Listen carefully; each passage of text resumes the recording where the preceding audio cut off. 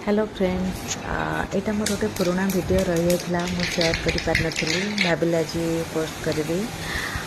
Actually मत गोटे मछरे मुझे गोटे हल्दी पानी आउ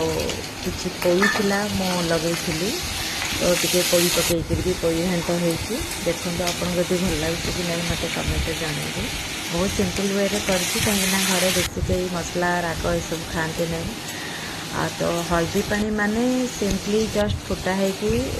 लुण हल्दी पड़ी खटा टे पड़ी हम पियाज टे फुटा है अदा रसुण एमती अल्प अल्प सब दिखाई छेचा दिखाई होता है। आ पोई घाटा तो आपण मैंने जानते जेहेतु पोई अल्प थिला आ पोई घाटा जस्ट अल्प टिके ही करार मत अल्प पोई थिला तो से अल्प टिके ही परिया काटिक जी हो पार मुंड आछ पीस किसी पकईकि करी आउ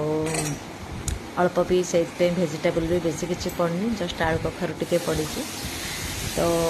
आपण मैंने देखिए हल्दी पानी टाको कहा घरे केमिति कौन बनाती सेटा भी लिखिए मुझे जापर कहीं आमर यहाँ को हल्दी पानी ही आम कही था जेहेतु लुण हल्दी ओनली पड़ी था मसला किसी न थाए केवल पियाज फुटा ही थाए